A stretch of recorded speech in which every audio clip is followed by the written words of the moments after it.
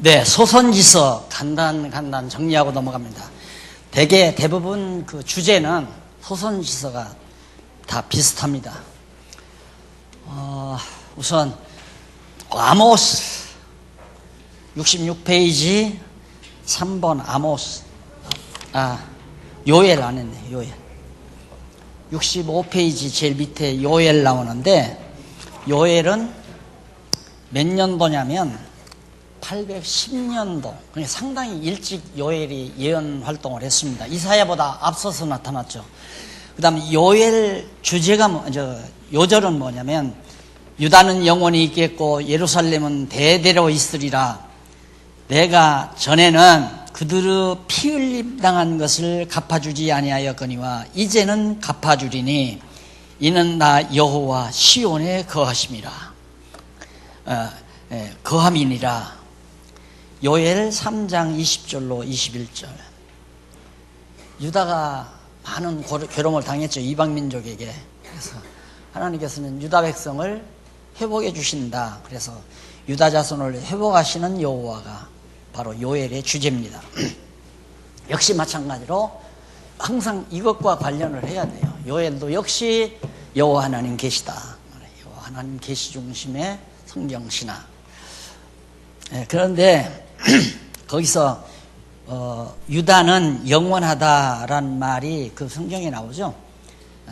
유다는 영원히 있겠고 했을 때, 그 영원히 있다는 말은 유다 왕국이라는 게 유다 자손에게서 다윗이 나오고, 다윗의 자손 예수가 나오고, 예수가 영원토록 이제 하나님의 나라를 주관하고 다스리시는 만왕의 왕으로 군림하지 않아요. 그런 의미에서 이해를 하시면 됩니다. 그 다음 아모스는 67페이지에 보면 아모스의 요절이 나와요. 요절이 나오는데 9장 8절에 나오죠. 9장 8절. 보라, 주 여호와 내가 범죄한 나라에 주목하여 지면에서 멸하리라. 범죄한 나라를 내가 멸한다. 그러나, 이게 참 복음이죠. 하나님이 멸하신다. 그 뒤에 그러나가 안 붙으면 절망이죠. 그러나 멸하는데, 그러나 야곱 집은 온전히 멸하지 아니하리라. 왜? 하나님의 택한 백성 야곱, 이스라엘의 백성이기 때문에 온전히 아주 멸하는 부분은 없어요. 그래서 우리가 정말 매 맞을 때는 아프고 아깝고 아쉽지만은, 그래도 소망이 있는 것은 하나님이 아주 멸하지 않는다는 이 확실한 약속이 있기 때문에 하나님의 백성에게는 담대함이 있을 수가 있는 겁니다. 그 다음 넘어가서 오바댜 4번이죠. 68페이지에 보시면 오바댜, 대부분 유다를 침략했던 시기, 그때가 블레셋이 아라비아 사람들이 유다를 침략했던 시기일 것이라는 기원에, 정확하게는 언제 기록했는지는 나타나지 않아요.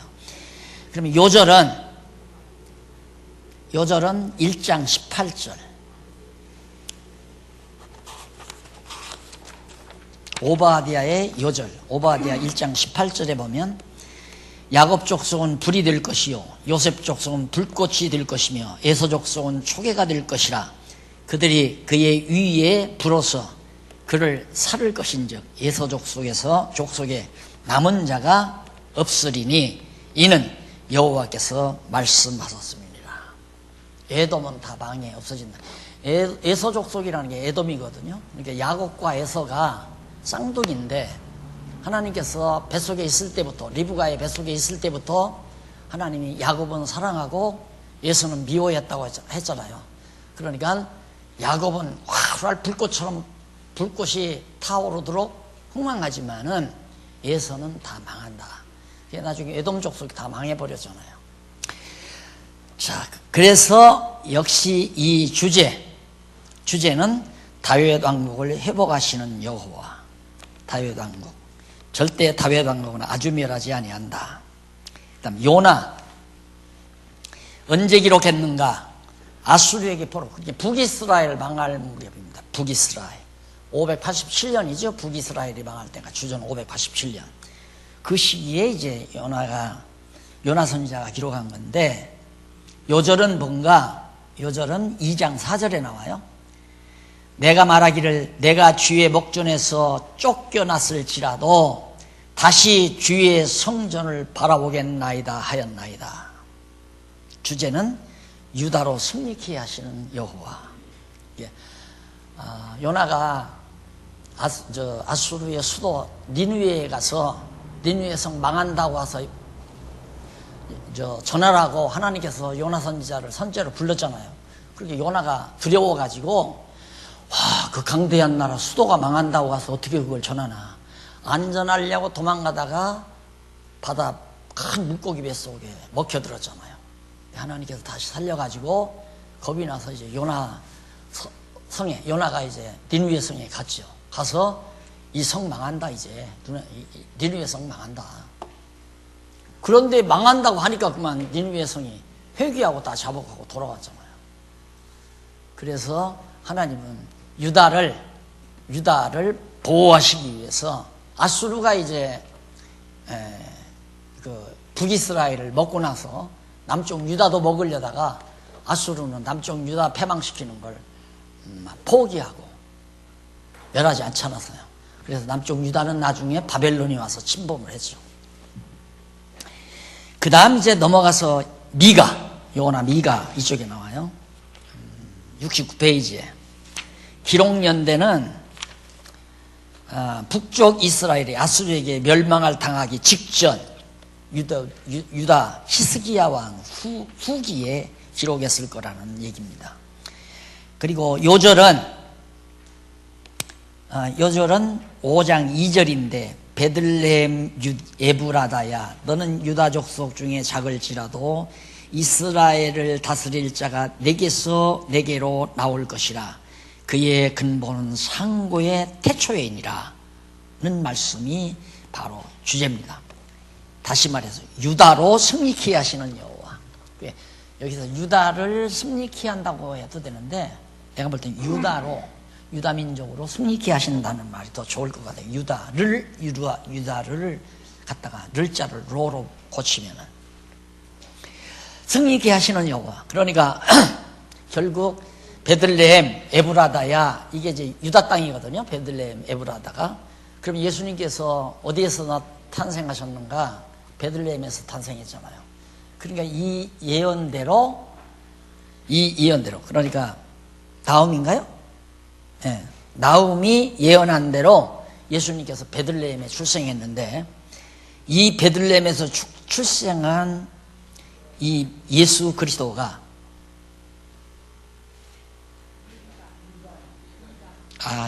내가 지금 자꾸 헷갈려요. 나움이 아니고 미가죠. 네, 미가가.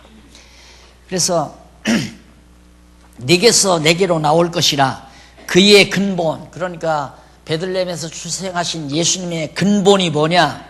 상고의 태초에이니라. 그러니까 영원 전부터 계셨던 분이다. 그분이 인간의 몸을 입고 베들레헴 에브라다에 출생하게 된다. 미가가 예언한 대로 예수님이 베들레헴에 가서 베들레헴 말고에 출생했잖아요. 따라서 예수는 그리스도라는 얘기죠. 유다를 승리케 하시는 여호와.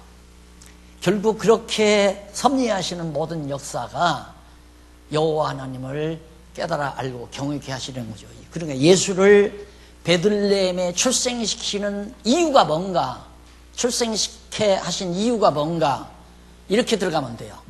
예수님이 베들레헴에 출생한 이유는 선지자 미가의 예언을 이루게 하려고. 그럼 선지자 미가의 예언을 이루게 하려고 하는 이유는 뭐냐? 예언대로 성취됨으로 여호와가 하나님이신 줄을 깨달아 알고 경외케 하려고. 그 말이에요. 아시겠죠? 그 방향으로 항상 성경을 강의하면 누구라도 할 수 있어요. 누구라도. 교재 다 있으니까. 그런데 너무 쉽게 다 돼 있는데, 나는 못 가르친다고 아야 포기해버린가? 아야 포기가 되는 거예요. 얼마나 쉬워요. 지금 미가가 베들레헴에서 예수가 태초부터 있었던 예수가 출생해서 나올 것을 미가 선지자가 예언했는데 이 일을 왜 했는가? 결론적으로는 여호와 하나님 계시하려고 한다. 어떻게? 선지자 미가가 예언한 대로, 예언은 하나님의 언약에 기초한 거니까 예언한 대로 베들레헴에 출생한 것을 보니까 예수가 누구냐? 그리스도다 이거예요. 그러면 언약대로 그리스도를 보내신 분이 누구냐? 여호와다 이 말이죠. 그럼 베들레헴에서 예수님이 출생하게 한 이유는 여호와를 깨달아 알고 경외케 하려는 것이다 그 말이에요. 그러니까 성경 어디를 보든지 여호와 알고 경외하며 찬양케 하려는 거예요. 그러니까 결국 성경을 깨닫고 우리가 바른 신앙을 가졌다면 찬양밖에 남는 게 없어요. 감사와 찬양. 그게 남아야 신앙이 건전하고 바른 신앙이다. 찬양과 감사가 없으면 자연히 마음에 짜증이 나잖아요. 불만, 불평이 쌓이게 되고 원망이 쌓이게 되고 내 마음이 불평하면 자꾸 저 인간 때문이라고 생각하거든. 가정에서도 그러잖아요. 자기 공연이 속상하니까 밖에 나가서 친구한테 속상하고 와서 공연이 큰딸한테 화내고 막내한테 화내고 남편한테 짜증 부리고 밥 잘 안 먹는다고 애들한테 야단치고 집안 어지러 놨다고 소리치고 그게 다 바로 인간들이 하는 일이란 말입니다. 그러나 마음이 편해보세요. 아이고 다 어지러졌구나. 야야야 내가 치마 하고 다 하잖아요.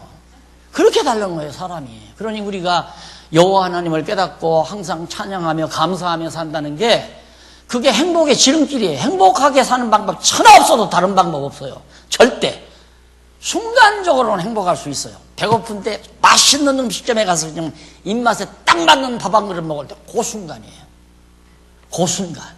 그러니까 외부적으로 들어오는 행복은 순간순간 땜질하려니까 바빠. 어떻게 하면 즐거울까? 이거 하면 즐거울까? 저거 몇 번 하게 하면 실증나고 이거 하면 참 재밌더라 해서 몇 번 다니면 실증나. 그러나 또 이제 설교하려고 한다 잘못하면 여호와 하나님 깨닫고 경외하며 마음속에 감사와 찬양이 늘 찾아 있으면 영원히 행복해요. 그냥 영원히 행복해요. 미가 그 다음 하박국 나움 70페이지 다음 나오죠. 요절 2장 2절 여호와께서 야고보 영광을 회복하시되 이스라엘의 영광 갖게 하시니 이는 약탈자들이 약탈하였고 또 그 포도나무 가지를 없이 하였습니다.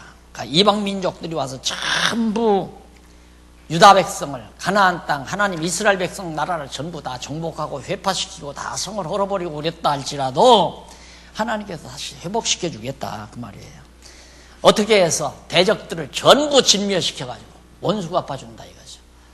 그래서 대적을 보수하시는 여호와 하나님께서 원수들을 다 망하게 해서 여러분 애들이 예를 들어서 친구들하고 놀다가 싸웠어요. 근데 내 아이가 맞고 징징 울어요. 그때 엄마가 딱 나타났어. 엄마나 형이 딱 나타나. 너 왜 울어? 제가 때렸어. 너 이놈아 왜 때렸어? 하고 난리치면 잘못했어요. 그러면 맞고 울던 아이가 얼마나 통쾌하겠어요. 이스라엘 민족을 그렇게 해주겠다 이거예요. 그렇게 해서 여호와 하나님 찬양하고 감사하고 살도록 그렇게 해주겠다. 그러니까 억울한 일 당해도 조금만 참아요. 억울한 일 당해도 조금만 참으면 된다 이 말입니다. 왜? 하나님께서 원수 갚아주니까. 그 다음 나움 했죠. 그 다음 하박국 8번입니다. 기자미 기록 연대 바로 6세기입니다. 7세기? 6세기에서 7세기 사이에 하박국. 이게 이제 나오는데 그 요절은 넘어가서 72페이지 주께서 주의 백성을 구원하시려고 기름 받은 자를 구원하시려고 나오사 그러니까 주의 백성을 구원하시고 기름 받은 자를 구원하시려고 나오사 악인의 진머리를 치시며 대적들의 집에 머리를 치시며 그 기초를 끝까지 드러내시려고 나오사 드러내선나이다. 3장 13절에 나오죠. 대적을 보수하시는, 원수를 갚아주시는 여호와. 억울한 일 참 많죠. 세상 살다 보면 권력이 없어서 당하는 일도 있고 힘이 약해서 당하는 일도 있고, 이 세상 사는 동안 억울한 일 한두 가지가 아니잖아요. 애매하게 고통당하는 수도 있고, 그걸 참을 수 있는 건 이분이 계시니까. 알았죠? 원수를 갚아주시는 여호와 하나님 살아계시다는 게 확실히 믿어만 지면 1년도 참고 3년도 참고 10년도 참고, 언제까지? 예수님 오시는 날까지 참아요. 이 세상에 아무리 올바른 교회를 하려고 노력해도 거짓 교회가 득세해가지고 순수하게 하려는 교회를 덮친다 하더라도 언제까지 참으면 돼요? 주님 오시는 날까지 참으면 결국은 순수한 교회가 승리하게 돼 있다 이거예요. 이 땅에서 쇼부를 하면 안 돼요. 이 땅에는 어둠이 짙은 세상이니까 어두운 자들이 더 강해요. 그래서 예수님이 넓은 길 가지 말라고 그랬잖아요. 좁은 길로 가라. 넓은 길 가지 말고 좁은 길로 가라. 이 세상에서 성공하려면 넓은 길 가야 돼요. 넓은 길. 나도 인간적으로 성공하려면 넓은 길 가야죠. 나도 뭐 일찍이 총신 나왔으니까 총신 동창들 많잖아요. 그때만 해도 한 200명이 넘네, 동창이. 지금 바로 연락하면 바로 그냥 친구 다 되잖아요. 근데 신앙적으로 적지가 않으니까. 그래서 고독하고 외로워도 바르게 성경대로 해보고 싶은 열망 때문에, 그런 소원을 주셨기 때문에 넓은 길보다는 좁은 길이랄지라도. 그래서 내가 처음 교회를 시작하면서 아마 들으신 분은 들었을 거예요. 나는 넓은 바닷물보다도, 큰 호수물보다도 저 산 위에 있는 작은 옹달샘을 더 좋아한다. 그게 내 교회를 해나가는 방향의 목표였어요. 작아도 깨끗하게, 작아도 순수하게, 작아도 성경대로. 그게 바로 좁은 길을 가는 길 아니에요. 그래서 여기도 정말 이스라엘 백성들을 가나안 땅 거기다가 해놓으니까 뭐 주변에 이방 열방들이 얼마나 늘 쳐들어와요. 억울하게 많이 망하고 당하고 사로잡혀가고 내버려 두지 않아요, 하나님께서.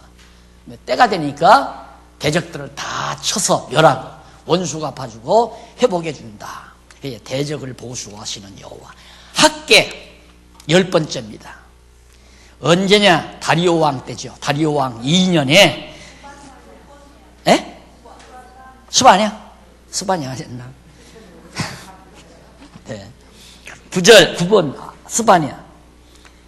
역시 아몬의 아들 유다 왕 요시야 시대에 이제 활동을 했으니까 그 시대에 기록을 했는데, 요절은 뭔가 내가 그때에 너희를 이끌고 그때에 너희를 모을지라, 다시 회복시켜 주겠다 이 말이에요. 다 흩어진 너희들을 내가 너희 목전에서 너희 사로잡힘을 돌이킬 때에 너희로 천하 만민 중에서 명성과 칭찬을 받게 하리라.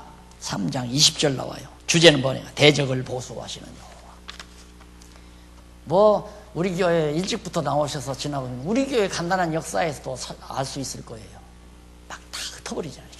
전부 다 흩어버리더니만 다시 모아서 이렇게 놓잖아요. 그리고 그 나를 이단으로 죽였던 목사가 얼마 전 작년인가 재작년에 여기 와서 앉아가지고 뭐 한다고 앉았다가 갔잖아요. 와가지고 그 목사님 그 이단이라고 괴롭혔던 놈들 다 죽었어, 다 죽었어 그러고 가잖아요.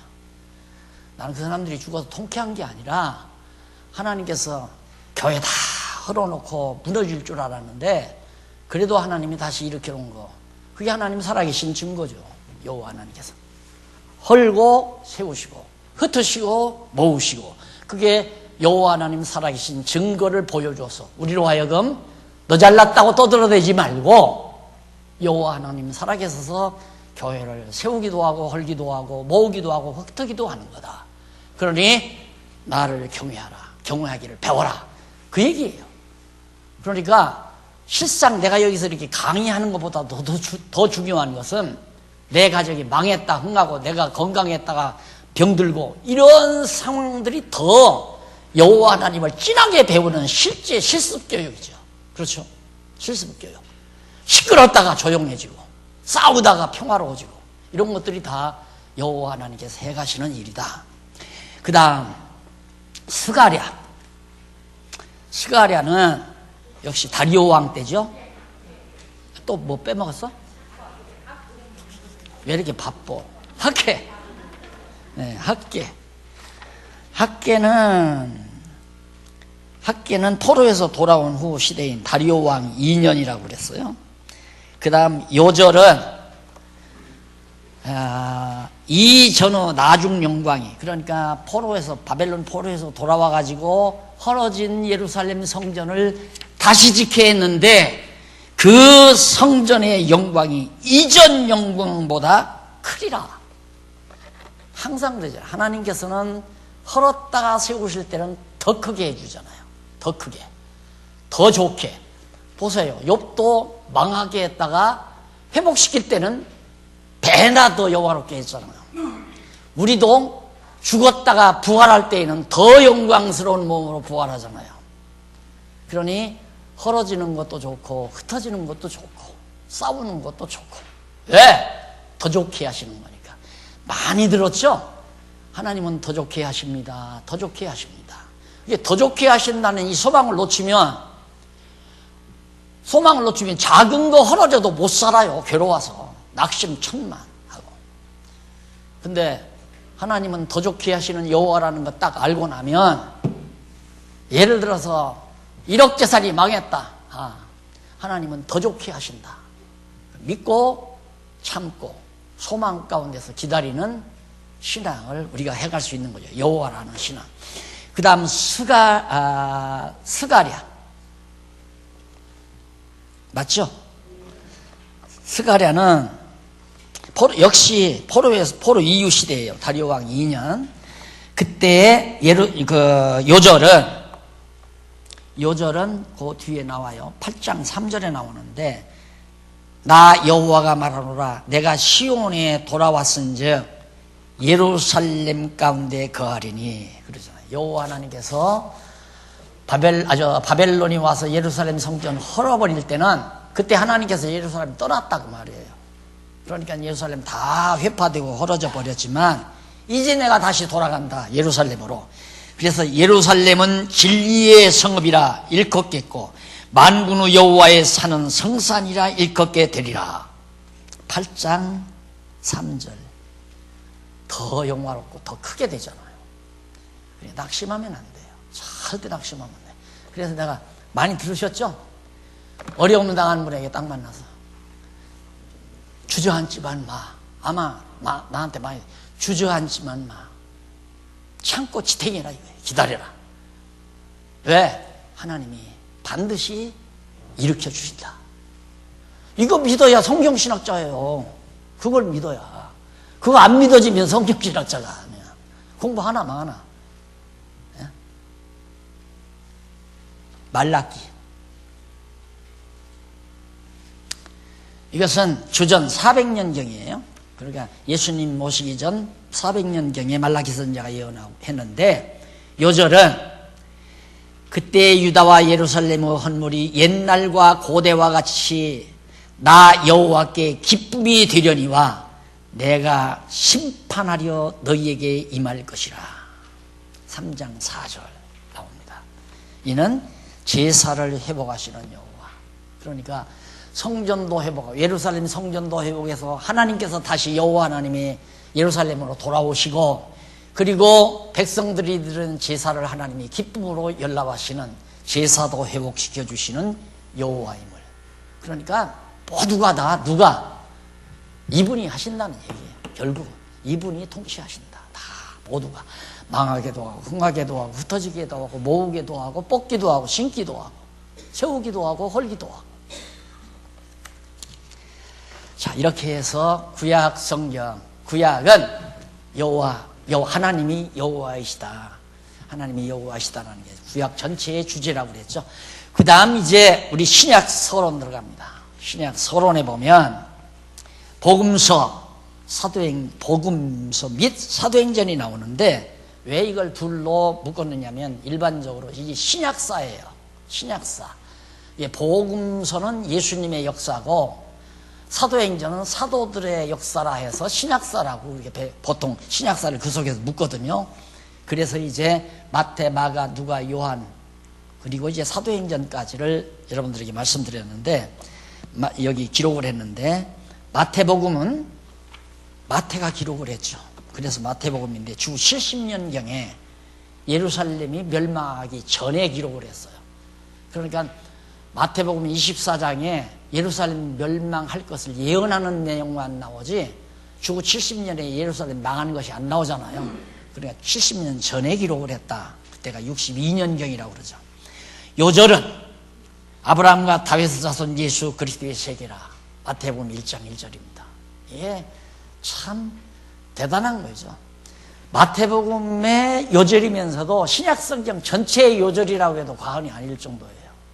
그만큼 아브라함과 다윗의 자손 예수 그리스도의 세계라. 그걸 입증하려는 것이 이제 마태복음이니까 다윗의 자손이라는 걸 입증하려고. 아브라함과 다윗의 자손. 왜?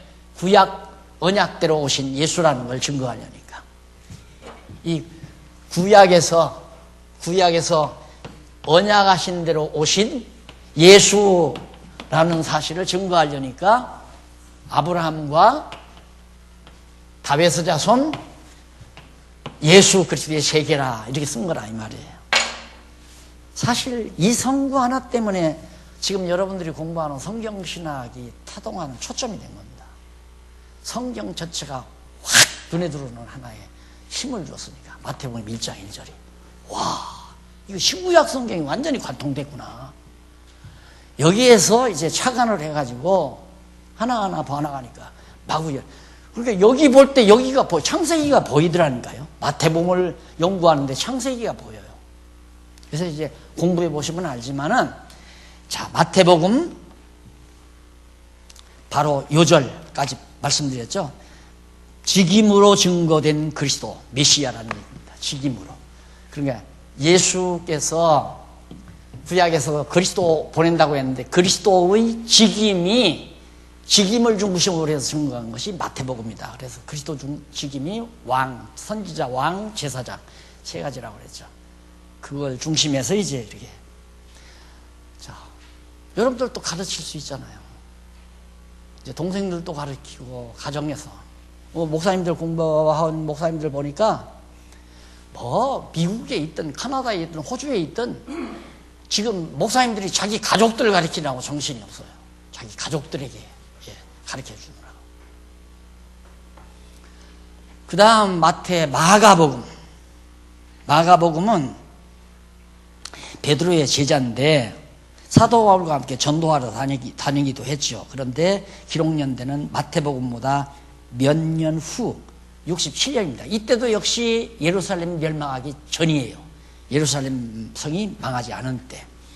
요절은 이는 제자들을 가르치시며 또 인자가 사람들의 손에 넘기워 죽임을 당하고 죽은 지 3일 만에 살아나리라는 것을 말씀하시던 연고더라. 9장 31절입니다. 예수님이 어떤 분인가 가르면서 인자가 하나님의 아들 예수 그리스도가 사람의 손에 넘기워져서 낮아진다 이 말이죠. 다 죽임을 당하고 죽은 지 3일 만에 부활하신다.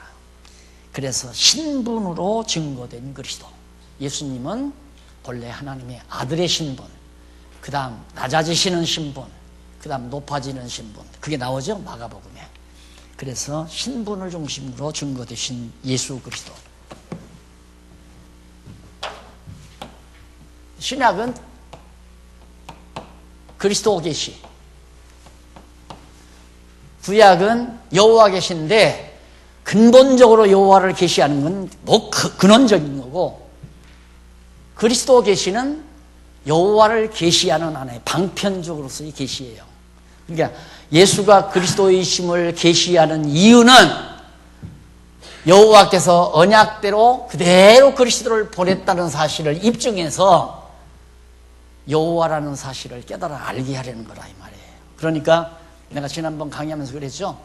여호와 계시, 여호와의 언약, 여호와의 성취 그래도 맞지만 여호와의 언약, 그리스도 성취 이렇게 말한 이유가 바로 직접적인 용어를 쓰기 위해서 그런 것이다. 그러니까 그렇게 이해하시면 된다 이 말이에요. 자, 그러면 요절은 신분이죠. 그 다음 누가복음은 80페이지 요절 및 주제 나와요. 이것도 누가복음 역시 기록 연대는 62년에서 63년 사이, 이때도 예루살렘이 아직 멸망하기 이전에 기록한 거예요. 이게 복음서가 다 멸망 이전에 기록됐는데 요한복음만 멸망 후에, 지금 요한복음 보시면 알겠지만, 그래서 요절은 오늘날 다윗의 동네에 너희를 위하여 구주가 나섰으니 그리스도 주시니라. 주제는 사역으로 증거된 그리스도, 예수가 그리스도다. 이 사실을 예수님이 행하시는 일들을 통해서 사역을 중심으로 해서 예수가 그리스도임을 증거하는 내용이다. 그 다음 요한복음 주 90년경이니까 예루살렘 멸망하고 20여 년 흐른 이후입니다. 81페이지 나오죠. 요절은 내가 아버지께로 나와서 세상에 왔고 다시 세상을 떠나 아버지께로 가노라 하시니 16장 28절이죠. 이 성경 각권을 제가 쪽교재를 쓸 때 제일 어려웠던 것이 요한복음이라고 그랬죠. 그리고 제일 나중에 썼고, 요한복음 쪽교재를 안 풀리니까. 그런데 그렇게 아마 이것 때문에 2, 3년 내가 못 썼을 거예요. 쪽교재를 안 풀리니까. 그래서 요한복음은 나는 못 쓸 줄 알았어요. 그런데 어느 날 요한복음을 또 보다 보니까 이 구절이 딱 나오는 거예요. 내가 아버지께로 나와서 아버지께로 세상에 왔고 다시 세상을 떠나 아버지께로 가노라. 하하. 요한복음은 하나님 아버지께로부터 왔다가 하나님 아버지께로 돌아가시는 예수님의 신성을 바로 중심으로 해서 그리스도라는 사실을 증거하는구나. 그렇게 딱 하니까 쫙 풀려버리잖아요.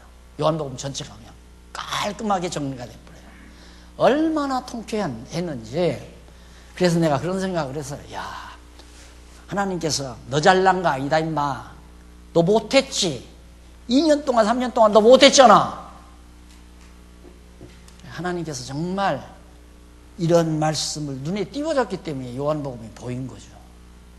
그래서 요한복음은 예수의 신성을 중심으로, 그래서 신성으로 증거된 그리스도, 예수의 신성을 보면 예수가 그리스도라는 것이 증거된다. 그 다음에 이제 사도행전으로 넘어가요.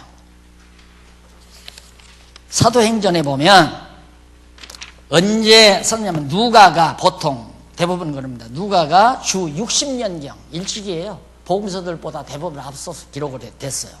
60년 전후라는 것이 일반적인 학자들의 일반적 견해입니다. 그런데 요절은 오직 성령이 너희에게 임하시면 너희가 권능을 받고 예루살렘과 온 유다와 사마리아와 땅 끝까지 이르러 내 증인이 되리라 하시니라. 사도행전 1장 8절이죠. 자, 이것도 참 너무너무 놀라웠죠. 이 성경 구절에 의해서 사도행전이 쫙 정리가 된다는 게, 이것은 예수님께서 아직 승천하기 전에 하신 말씀 아니에요. 그렇게 예수님께서 이렇게 예언한 말씀이 사도행전에서 그대로 진행이 되는 거예요. 그러다 보니까 사도행전이 그냥 정리가 되죠. 왜냐? 예수님이 승천하시면서 누구를 세우냐면 사도를 세워요. 사도란 뭐냐면 심부름꾼이에요. 우리 순수한 말로 의미를 찾자면 아포스톨로스란 말이 헬라어로 사도란 말인데, 그 말은 뭐냐면 심부름 보내는 자, 심부름꾼 그 말이에요. 보냄을 받은 자. 그러면 심부름꾼이, 야, 너 김첨지 댁에 가서 오늘 아버님 생일이니까 점심 12시에 오셔서 같이 식사하자고 전해라 하고 심부름을 보냈어요. 그런데 이 녀석이 가가지고 지 마음대로, 어르신 아버지가 그러는데 오늘 생일이라고, 아버님 생신이라서 오후 5시 반에 오셔서 저녁 식사를 하시랍니다. 같이 하시자고 하십니다. 그렇게 전하고 갔다가는 그건 나쁜놈이에요. 보냄을 받은 자가 아니에요. 그냥 아버지가 해준 말대로 가서 12시에 오셔서 식사하시자고 해라.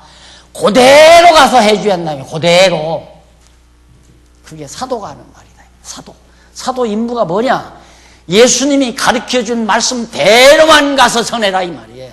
덧붙이지 말고, 내용 덧붙이지 말고, 자기 생각 덧붙이지 말고, 예수님이 무슨 뜻으로 이런 말씀을 했는가를 잘 바르게 전달해 줘라. 그가 사도예요. 그런데 이 사도가 점점 속사도가 되고, 속사도가 교부가 되고, 교부는 교회 아버지가 된다 입니다. 교회 아버지 세워놓고, 그 다음 교부가 나중에는 신부, 신의 아버지다 해요. 신의 아버지, 신부. 신부가 나중에는 주교가 돼. 주교는 주인 주자하고 교회 가리킨 교회의 주인이다. 임금이다 이 말이에요. 교회 임금. 이게 지금 타락으로 가는, 교회 타락으로 가는 지금 과정 아니에요. 성경에 어디 주교가 있고 신부가 있고 어디 교부가 있고 속사도라는 말이 어디 있어요? 그냥 사도 이후에는 교사, 성경 가리키는 교사, 가리키는 자, 사도 이후에는 가리키는 자예요. 사도가 전한 내용을, 예수님 말씀대로 전한 내용을 그대로 가르쳐주는 자, 그게 교사란 말입니다. 그런데 그걸 자꾸 권위를 붙여요. 교부, 교회 아버지. 그 다음, 이건 교부 하니까 약하잖아. 이거 신부다. 신과 같은 아버지다. 그러니까 성결아 이거야. 신부. 이것도 다 안 되니까 이제 나중에는 주교. 완전히 주자를 이기지. 임금주 아니 교회 왕이다 그 말이에요.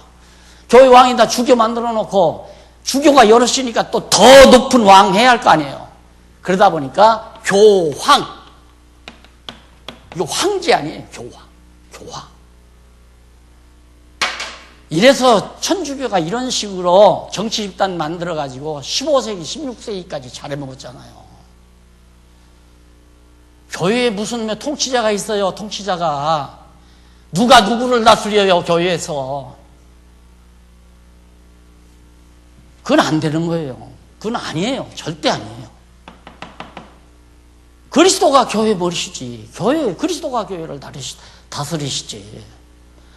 어떻게 교회 아버지예요. 교회 아버지가 누가 이게 나중에는 이제 이게 종교개혁하고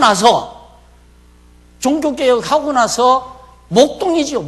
목사라는 말이 목동이에요. 장로님들, 교인들을 이렇게 보살피는 자를 말한 건데, 그걸 갖다가 한 군데서 목사라고 번역해 놓고, 목사를 교회 최고 인물로 높여놓고서는 교황처럼. 그리고 골목대장이라고 내가 그러잖아요. 목사들은 골목대장이라고. 교황은 전 세계적으로나 교황을 하지만, 목사들은 교인 20명, 30명 모아놓고 거기서 대장이야. 그래도 몇만 명 모아놓고 사람으로 해도 스케줄이 있잖아. 아니에요. 그건 아니에요. 절대 아니에요. 그러니까 다 각자 은사 따라서 하나님께서 주신 사명 따라 각자 자기 일을 하면서 서로 사랑으로 보살펴 나가는 그런 순수한 가정과 같은 교회. 그게 바로 성경이 말하는 교회란 말입니다. 그래서 이 사도행전에 예수님께서 사도들에게 땅끝까지로 내 증인이더라. 내 증인이라는 말은 내가 그리스도라고 하는 이 사실을 너희들은 가서 전해라. 그러니까 신약성경은 예수가 그리스도다 그거밖에 아니라니까. 총 결론이 어떤 말을 해도 신약성경에 어떤 내용이 나와도 예수가 그리스도라는 얘기예요.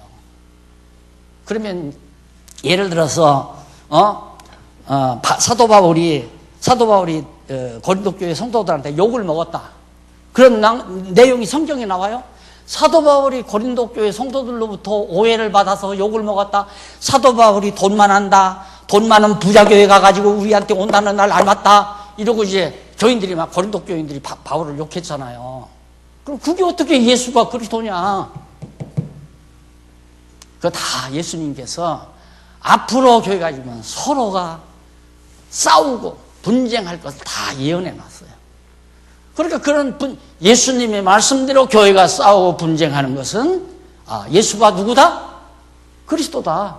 이걸 확정해 주는 중요한 내용이라 이 말이에요. 그러니까 우리는 여러분, 바울은 그렇게 오해를 받지 않았습니까? 그러니까 여러분 지금도 목사를 오해하면 안 됩니다. 그건 설교지. 그건 설교라 이 말이에요. 바울이 배척받는 거, 예수님께서 야 너희들 가서 이제 배척받으들랑 발에 먼지 떨어버리라. 배척받을 거 다 알았잖아요. 그러니 바울이 고린도 교회로부터 배척받는 거 당연하죠. 배척받는 것을 보니까 예수님이 그리스도였구나. 그 양반이 말씀한 대로 어떻게 이루어지냐. 그분이 그리스도라 이루어진다. 따라서 여호와 하나님 살아계시다. 그래서 우리는 여호와 하나님 깨닫고 그를 경외하며 찬송하며 사는 거. 이렇게 성경을 해석에 들어가야 여러분들이 가지고 있는 이 엄청난 보화인 성경신학이지. 여러분 주의 종을 박대하면 안 됩니다. 주의 종을 받들어 섬겨야 됩니다. 바울은 그렇게 애매하게 고난을 당했습니다. 그리고 설교로, 그건 설교죠. 당해야 돼요. 바울은 박대당해야 되고 전도하러 가서 핍박당해야 되고 욕먹어야 되고. 왜 예수님이 그렇게 다 당한다고 그랬잖아요. 핍박당하고 환난당하고 감옥에 갖다 가두고 예언도 안 해놨으니까 예언대로 되는 거. 아이고 너무 오래 간다. 왜? 성경을 성경신학적으로 해석하는 방향을 자꾸 놓치는 것 같아요. 답답해요. 그래서 좀 제가 목소리가 좀 높아졌는데 명심해 주십시오. 정말 우리들 엄청난 보화 가지고 있는 거예요. 결국은 모든 성경이 신약 성경은 예수가 그리스도라는 얘기고, 그런 이유는 여호와 하나님 살아계시니까 깨달아 경외하고 찬양하며 살아라. 그 얘기예요, 성경은. 그러니까 이쪽으로 가야지. 이걸 성도들로 대략해서 여러분 주의 종 바울은 핍박을 받아서 고린도 교인 성도들은 나쁜 놈이라 바울을 핍박했습니다. 여러분은 핍박하면 안 됩니다, 주의 종을. 그러면 들으면 들을수록 아이고, 내가 지난번 목사님 생일 때 선물을 안 했는데 마음에 짐이 될 거 아니에요. 이게 설교를 들으면 마음에 부담이 오는 거고, 성경 강론을 제대로 들으면 야 진짜 여호와 하나님 내 죽고 사는 거 다 마음대로 주관하시고, 망하고 흥하게 하는 거, 건강하고 병드는 거 다 관장하고 주관하고 섭리하고 계시는 여호와 하나님이 살아계시다. 모든 짐이 다 놓아지잖아요. 무거운 짐들이 다 벗어지잖아요. 여호와 하나님 감사합니다. 당신만이 영원히 찬송하겠습니다. 할렐루야. 이 생활이 우리의 신앙생활이에요. 오늘 우리가 이 성경 배우는 것도 그거 아니에요? 이렇게 간단하게 요점 정리하니까 더 리얼하게 잘 나오잖아요. 그래서 이걸 강의해달라고 자꾸 했던가 봐요. 나는 이거 본론에서 다 나오는 거라 시간을 단축하기 위해서 좀 뛰어넘어갔더니 이걸 왜 빼느냐고 막 난리들이라서 지금 하고 있는데, 로마서 가고 싶다. 사도행전, 행적으로 증거된 그리스도. 사도들의 행적, 예수님이 심부름꾼들이 한 행적을 보니까 예수가 그리스도다 그 말이에요. 알았죠? 그 다음 로마서는 이건 물론 사도 바울이 57년경에 기록을 했어요. 그런데 복음에는 하나님의 의가 나타나서 믿음으로 믿음에 이르게 하나니 기록된다. 오직 의인은 믿음으로 말미암아 살리라 함과 같으니라. 1장 17절에 나오는 말씀입니다. 그래서 칭의의 복음, 믿음으로 의롭다함을 얻는 칭의의 복음으로 로마서가 간단하게 요약 정리됩니다. 그 다음 고린도전, 이것도 역시 사도 바울이 57년경. 내용은 주께서 너희를 우리 주 예수 그리스도의 날에 책망할 것이 없는 자로 끝까지 경고케 하시리라. 누가? 주께서. 그러니까 우리의 생활도 우리 다 육성을 가지고 있기 때문에 불이한 게 많잖아요. 실수도 많이 하고. 그런데 그걸 흠이 없게 누가 만들어 주시는가? 우리의 머리 되시는 그리스도께서 건덕을 세워가게 한다 이거예요. 예? 건덕이 뭡니까? 건덕 우리 늘 배웠잖아요. 주의 몸을 세워가는 중요한 요소예요. 교회를 세워가는, 서로가 건덕을 세워야. 예를 들면 저기 우리 유장로님 한 적이 있는데 유장로 이리 나와. 이렇게 하면 교회 물러나는 거예요. 왜? 사랑이 아니야. 사랑하는 마음은 무례히 행치 않는 거예요. 유장로님 잠깐 나오실 수 있겠어요? 이래야 건덕이 세워지지. 내가 목사라고 유장도 좀 이리 나와. 이건 건덕이 무너지는 거죠. 왜? 무례히 행하니까. 자기 손윗 사람을 막 욕하고 헐뜯고 비난하고 그 무례한 일이죠. 그러면 교회 망하는 거예요. 그게 건덕의 복음이라고 그래요. 고린도전서가. 그것도 누가? 머리 대신 주께서. 그러니까 설령 누가 무례하게 욕을 하더라도 머리 대신 주께서 저분을 통해서 욕하게 하는구나. 그게 다윗왕이, 죄송합니다. 다윗왕에 비해서. 다윗왕이 가는데 신하 하나가 다윗왕이 이제 패배해서 도망치니까 비난했잖아요. 욕하고 비난했어요. 그러니까 힘들어지면 욕하고 비난하고 권력 갖고 있으면 아첨하고 그게 무례히 행하는 거 아니냐 이거예요. 어른들 다 힘들어졌다고 옛날 교회 세우면서 땀 흘리고 애쓰고 수고하는 어른들 우습게 보는 거 다 무례하게 행하는 거죠. 그걸 누가 하는가? 그분이 하는 게 아니에요. 머리 드신 주께서 젊은 사람들에게 그런 마음을 주어서 하게 하는 거란 말입니다. 왜? 교회가 분쟁이 일고 시끄러워야 예수님이 하신 말씀이 이루어지니까. 그래야 예수가 그리스도라는 게 입증이 되고, 그래서 여호와 하나님 살아계시다는 것도 알고, 그러니까 미움을 받든 오해를 받든 참고 기다리는 것이 여호와 하나님 경외하는 올바른 자태다. 갈라디아서, 물론 바울이 56년에 기록한 거죠. 내가 하나님의 은혜를 피하지 아니하노니 만일 의롭게 되는 것이 율법으로 말미암으면 그리스도께서 헛되이 죽으셨다. 뭡니까? 주제, 은혜의 복음. 완전 은혜예요. 내가 건덕을 세우며 사는 것도, 어른에게 예의를 갖추는 것도 자기의 행위가 아니에요. 하나님께서 어른에 대해서 존경할 마음을 주어야 예의를 갖추지, 어른 무시할 마음을 주면 예의 안 갖추죠. 자기 연배 어른에게 함부로 구하고, 함부로 하고, 말 놓고, 이런 것도 다 무례히 행하는 거 아니에요. 사랑하지 않으니까 그런 거거든요. 근데 그게 그 사람이 나빠서 그런 게 아니라고요. 머리 대신 그리스도께서 교회를 혼란하게 만들기 위해 그런 사람에게 무시할 마음을 주어가지고 무례히 행하게 하는 거지. 그래야 교회에 여러 가지 분쟁이 일어나요. 고린도 교회 분쟁 바로가 아니에요. 성령께서 머리 대신 그리스도께서 분쟁을 일으키게 하는 거지 사람이 일으키는 게 아니에요. 그래야 예수님의 예언이 이루어지니까 너희는 앞으로 이제 너희를 욕하고 핍박하고 너희를 잡아다 감옥에 가두기도 하고 그런 일 다 예수님이 예언했잖아요. 예언대로 돼야 정말 예수님이 그리스도로구나. 거듭 내가 반복합니다. 그래서 여호와 하나님이 살아계시다는 깨닫고 경외하며 그를 찬양하고 산다.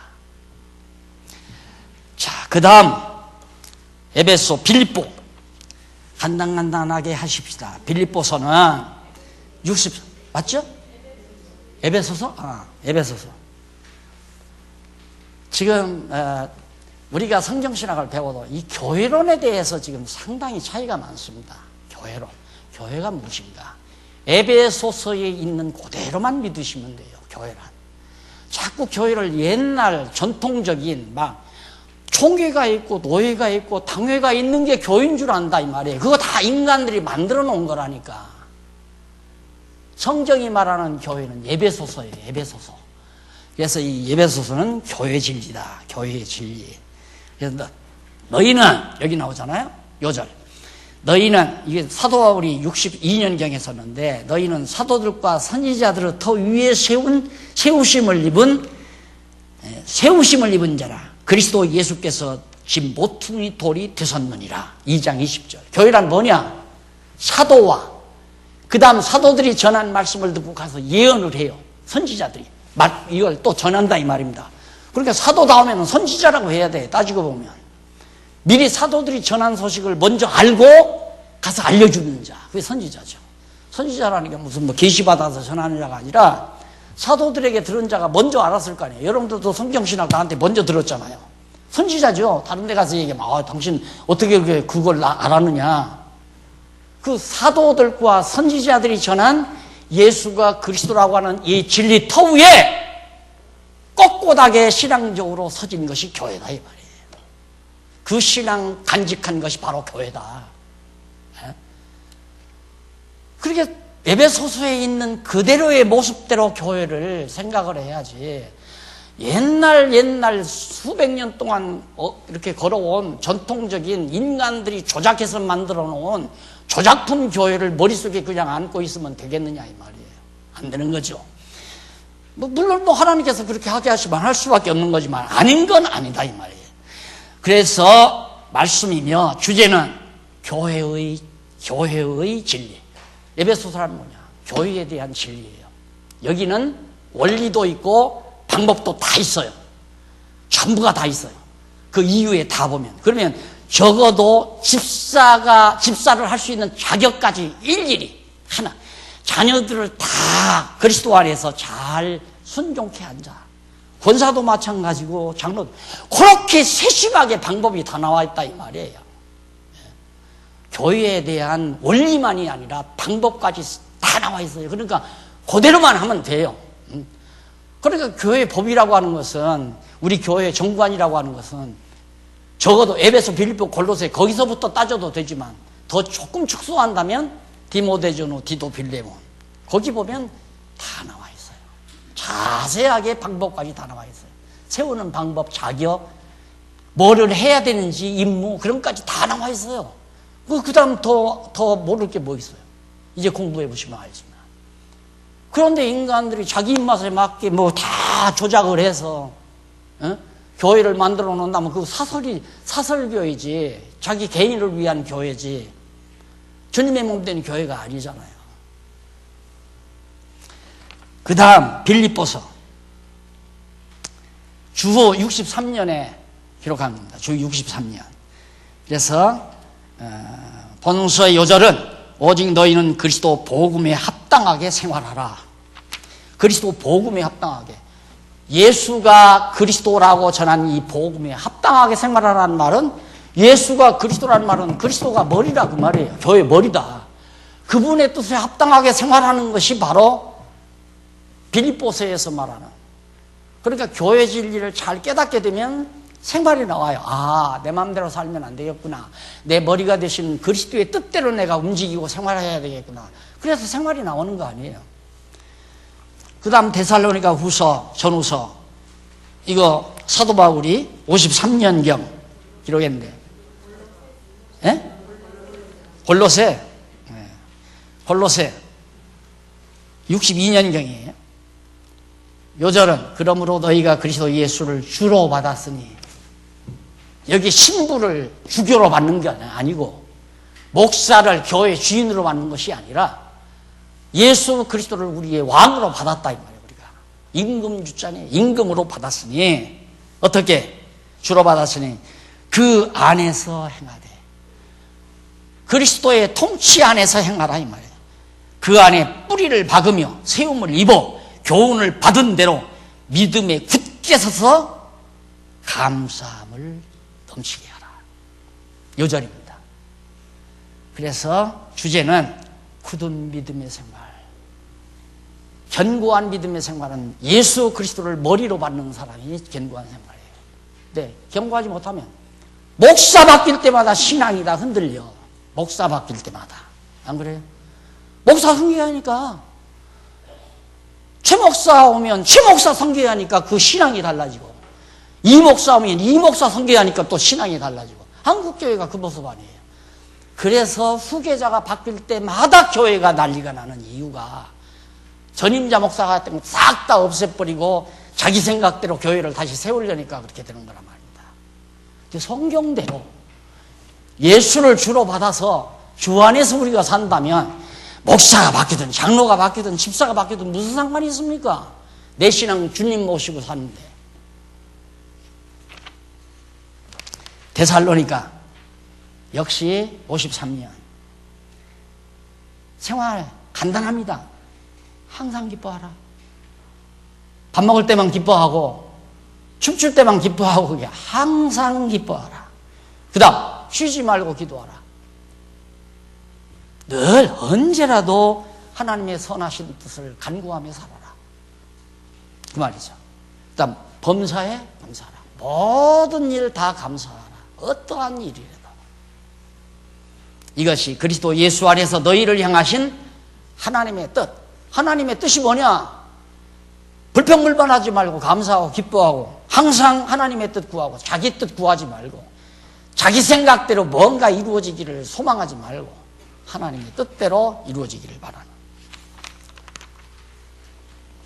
디모데전후, 디도빌레몬 이건 다음 시간에 여기서부터가 이제 구체적인 교회 법입니다. 교회 헌법. 쉽게 말하면 교회 뭐 정관이라든가 헌법이 여기서부터가 쭉 나오니까 다음 시간에 오셔서 디모데 전후부터 우리 하기로 하고 오늘 강의 여기서 마무리합니다. 기도하십시다.